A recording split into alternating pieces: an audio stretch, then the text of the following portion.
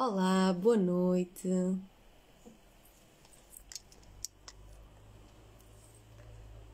Olá, boa noite, sejam bem-vindos a mais uma Ecologia Educacional. Estamos aqui todas as semanas para falar um pouco mais sobre educação, sobre comunicação, para trazer reflexão constante e diária sobre o que é isto de educar e formas, abordagens que nos ajudam, não é, a tornar este privilégio mais leve, mais consciente. E hoje trago-vos algo mais específico e direcionado à escola, neste caso à comunidade escolar. Trago-vos trago-vos princípios de uma pessoa muito experiente na educação, a doutora Gabriela Portugal, que escreveu 10 princípios orientadores para a creche. Mas eu não vos vou falar só de creche, porque eu já há muito tempo, há muitos anos, muito antes de pensar, de poder realizar e trazer para aqui, não é, para todos, a ecologia, eu já falava sobre o facto de várias vezes sentir que educadores, professores, mas principalmente professores de segundo ciclo, terceiro ciclo, universitários, deveriam ter uma formação com base na educação de infância. E porquê que eu vos trago isto? Porquê que eu trago esta ideia novamente? Porque ao ler, e agora que estamos em tempos de realizar os planos individuais e tudo mais, voltei a encontrar estes princípios que a doutora Gabriela Portugal faz em relação à creche. E ao ler, automaticamente consegui perceber e sentir que está de acordo com toda a faixa etária, com todo o percurso escolar. E que era tão bom, era uma mais-valia tão grande que todos os docentes tivessem o contacto com estes princípios. Porque realmente não é o facto de o educador de infância ser mais sensível ou não em relação ao seu aluno, ou de o conteúdo programático ser muito mais leve e não ter um peso tão grande. Não se trata disso. Trata-se de um fio condutor, de uma linha condutora e principalmente de um princípio em relação à docência, de um compromisso do próprio docente em relação à sua função. Pelo menos é o meu querer, digamos assim, o meu desejo. E o mais engraçado é que não é a primeira vez que, ao falar com colegas, não é, dizem exatamente a mesma coisa. Era tão bom que os outros professores também tivessem informação de educadores de infância. Algumas dão-me a razão de treinarem mais a sua flexibilidade, outros dão-me a razão de treinarem mais a sua criatividade, porque realmente o educador tem que ter esta vertente multifacetada no sentido de chegar a crianças que muitas vezes nem sequer falam, como é o caso de crianças em creche. E o mais engraçado é que quando os princípios que eu escolhi, não vou dizer todos, vou dizer alguns, dos 10 vou dizer alguns, que se enquadram em toda a faixa etária e que se enquadram em qualquer faixa etária ou de programa educacional, por exemplo, ok? Qualquer professor consegue levar daqui conteúdo para a sua prática. Claro que é preciso estar disposto para isso, não é? Então hoje vai ser muito direcionado para a comunidade escolar, especificamente para os docentes, porque, como eu vos disse, acho que sempre que tenhamos alguma coisa que achamos que pode ser melhorada, é bom para todos trazer exatamente ferramentas para que isso aconteça, para que esse acontecimento melhorado aconteça. É muito fácil apontar o dedo e dizer que não é assim que se faz, ou não, dizer que não se concorda. É muito fácil. Agora, bom é trazermos ou participarmos nas soluções. Não é? Isso é que é bom, isso é que é uma mais-valia, isso é que é uma partilha. Assim é que evoluímos. Então, a ideia de hoje é exatamente esta: trazer princípios orientadores para a creche, mas que podem sim ser usados e deveriam ser usados por todos os outros professores, nem todas as faixas etárias, okay? De todas as disciplinas, até chegando às aulas universitárias, não é? Mas lá está, é a minha, a minha reflexão e espero que vos faça muito sentido. Então, a doutora Gabriela Portugal é assim que está o nome, apesar do nome dela ser maior, não é? Maria Gabriela Correia de Castro, Portugal. E vão encontrar o nome e algum do seu trabalho em livros como este, por exemplo, está bem? Que este livro agora estou aqui a ver que está cheio de areia, quer dizer que já foi comigo para a praia, em algumas situações, não duvido, não duvido. Então, a doutora Gabriela é doutorada em Ciências da Educação, na especialidade de Psicologia da Educação e professora na Universidade de Aveiro, onde exerce funções de docente do Departamento de Educação e Psicologia e de investigação no Centro de Investigação Didática e Tecnologia da Formação de Formadores. Os seus principais interesses investigativos e de intervenção junto da comunidade educativa relacionam-se com as áreas de promoção da qualidade em contextos educativos, da avaliação, a educação de infância, do trabalho pedagógico em creche, dos 0 aos 3 anos, e da formação de educadores/professores. Ou seja, aquilo que vos trago hoje, estes princípios, foram escritos, não é? Foram desenvolvidos por alguém que percebe muito de educação. Portuguesa, ok? Cá. Escritos por alguém que está no contexto, que a sua área de intervenção é exatamente a avaliação e a qualidade num contexto de creche, principalmente, onde não é abrangida ainda, infelizmente, pelo Ministério da Educação, ok? Então, tudo isto é o trabalho de investigação de alguém com propriedade. E isso é muito importante para eu conseguir, então, fundamentar a minha ideia de que todos os educadores, todos os professores, todos os docentes deveriam olhar para estes princípios da creche com muita atenção, muito cuidado, muito respeito e tentar, a partir deles, produzir uma prática educativa com maior consciência. Porquê? Porque quem vai receber todo este novo conhecimento e toda esta nova abordagem são os alunos. Ok? Então, se queremos fazer coisas diferentes e se achamos que alguma coisa deve melhorar e modificar, temos que começar por nós. E ler coisas novas, ler coisas diferentes, que se calhar vamos sair um bocadinho da nossa zona de conforto porque pensamos que somos só professores de português ou somos só professores de inglês. Não é só. Não é só. Então vamos começar pelo primeiro. Porque realmente eles são 10, eu não vos vou trazer todos, mas começo pelo primeiro porque através do primeiro é a base de tudo.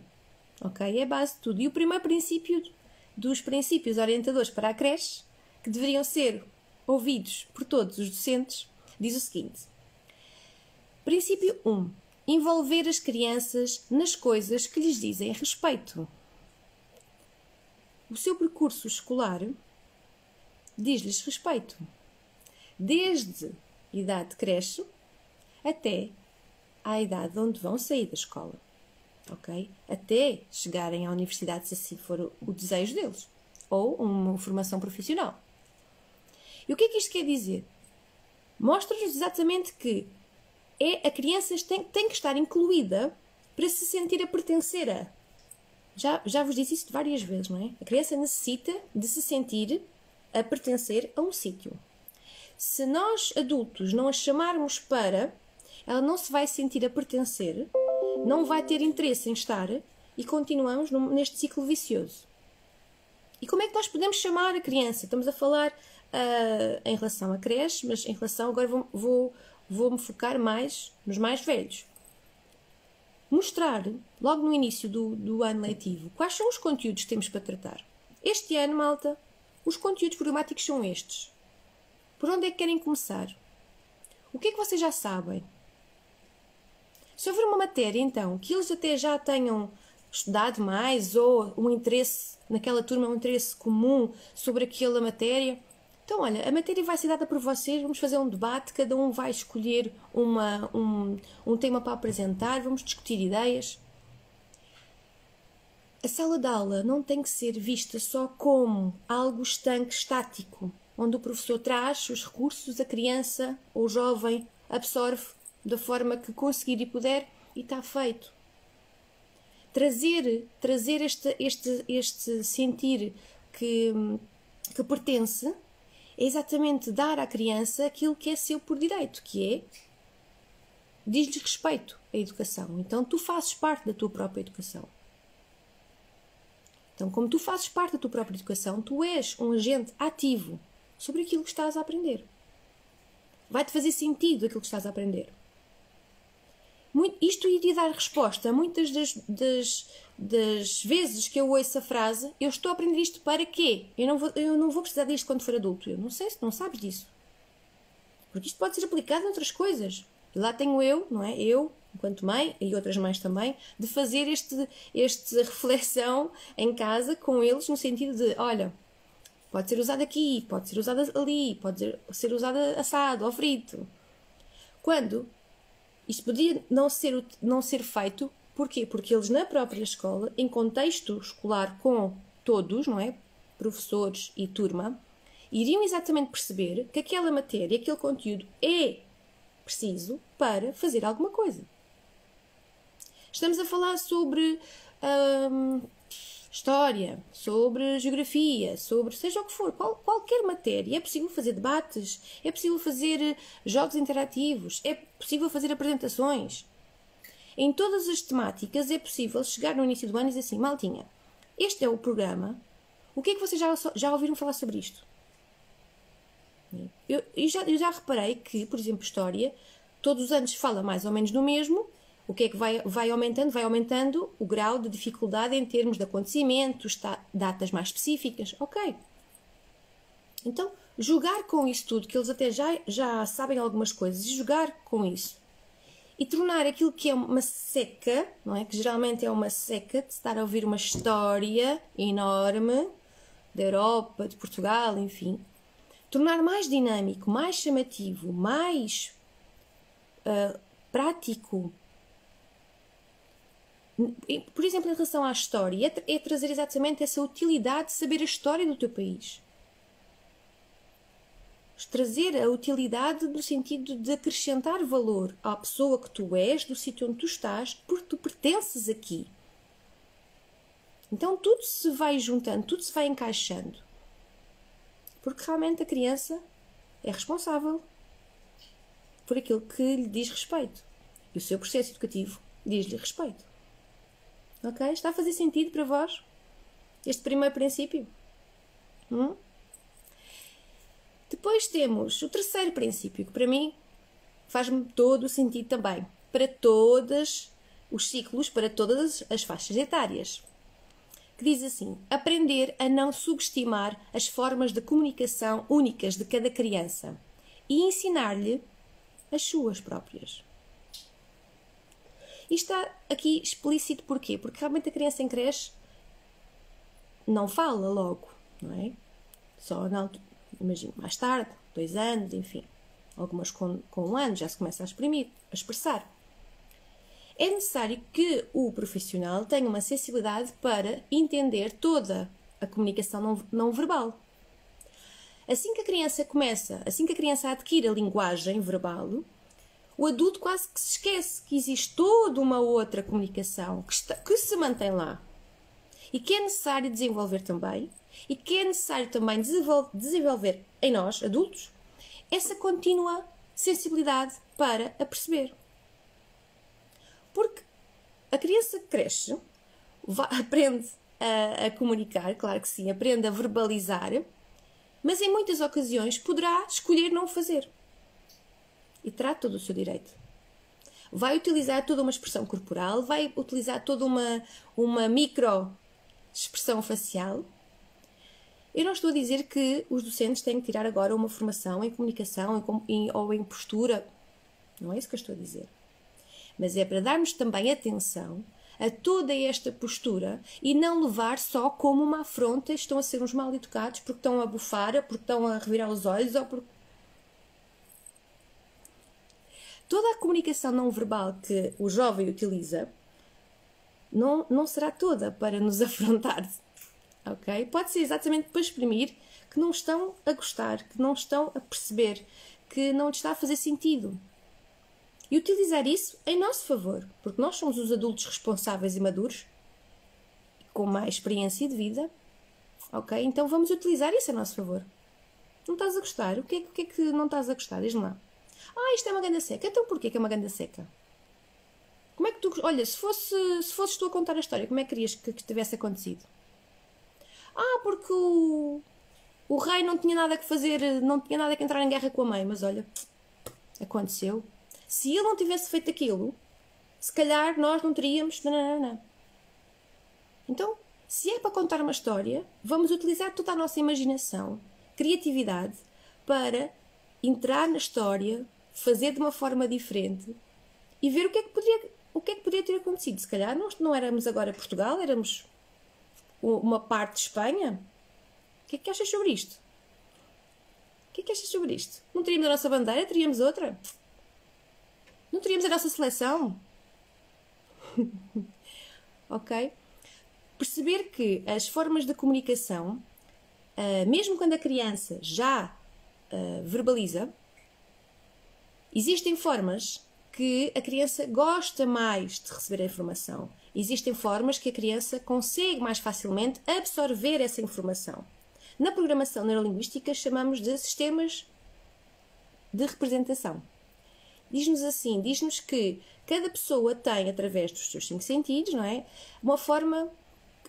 através dos 5 sentidos, todos nós recolhemos essas informações do exterior.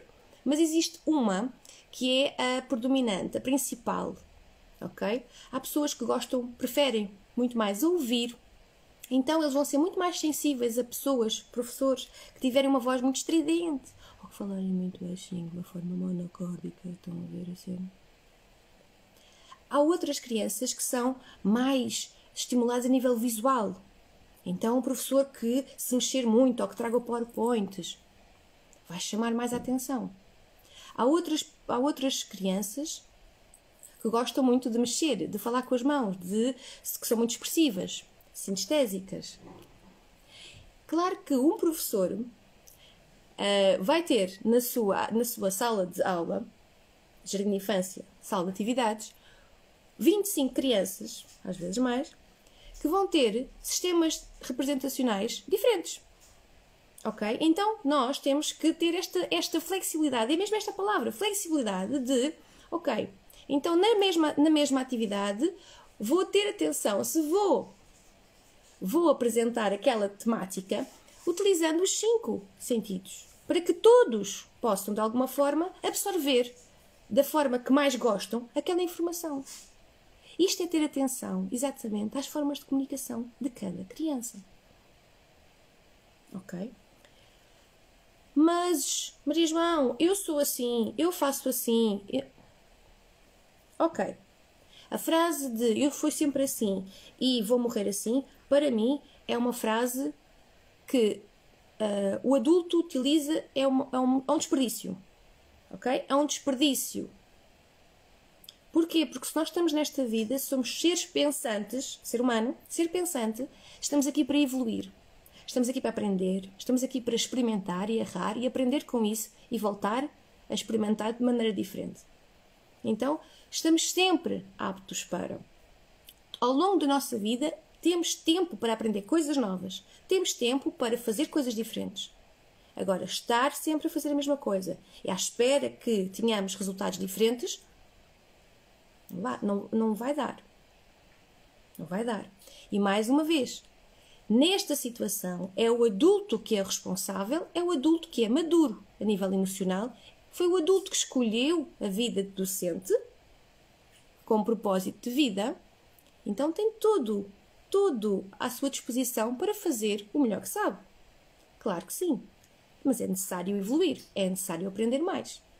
E é necessário perceber qual a chave da comunicação para chegar àquele aluno.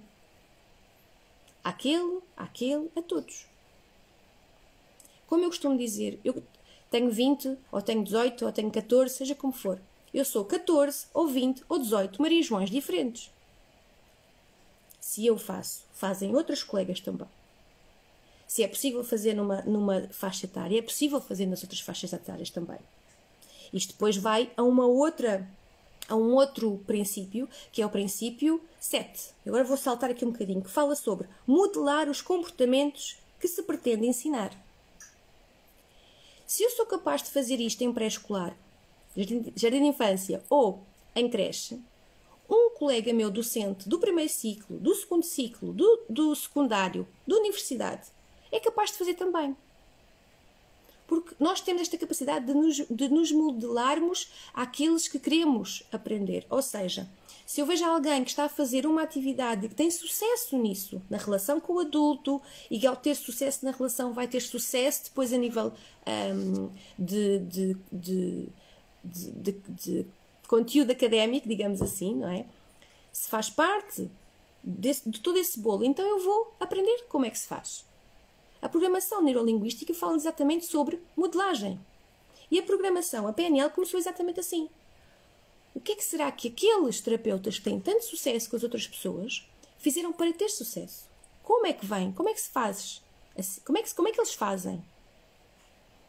Então, docente, colega, aquilo que te sugiro é exatamente isto. Encontra à tua volta um docente, colega teu, que tenha uma boa relação com a turma, que seja, aos teus olhos, alguém que tu vês com uma admiração. Uau, ele consegue fazer, então vamos aprender com ele também. Modelar os comportamentos que se pretende ensinar. É exatamente através deste exemplo, desta modelagem, que nós evoluímos. A criança faz isso connosco. A criança vai crescendo e olha para o adulto como alguém que quer modelar, como alguém com um exemplo. E através do seu exemplo ela vai aprendendo sobre a vida. Queira o universo que a criança tenha sempre bons exemplos.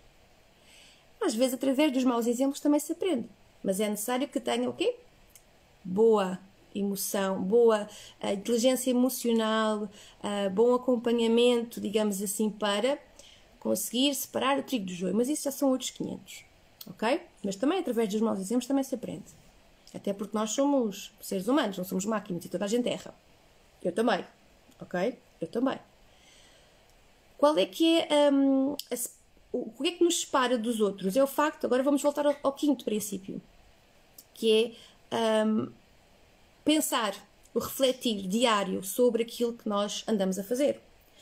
A reflexão diária sobre aquilo que eu penso, sobre aquilo que eu gosto, sobre aquilo que eu sinto, ajuda-me a fazer um plano de ação para os dias futuros. Para novas situações ou para situações que poderão acontecer novamente, eu já sei como é que eu vou fazer de outra forma. Reflexão diária é uma prática, é um exercício diário.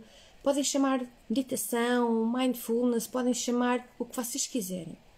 Aqueles 5 minutinhos em que deitam a cabeça na almofada e que estão a pensar, ok, eu vou adormecer, vou cair na cama, amanhã é um novo dia. O que é que eu fiz hoje que gostei tanto? Como é que correu o meu dia em termos de relação com as pessoas? Cumprimentei toda a gente, disse bom dia, disse boa tarde, agradeci. Fiz aquilo que eu gosto.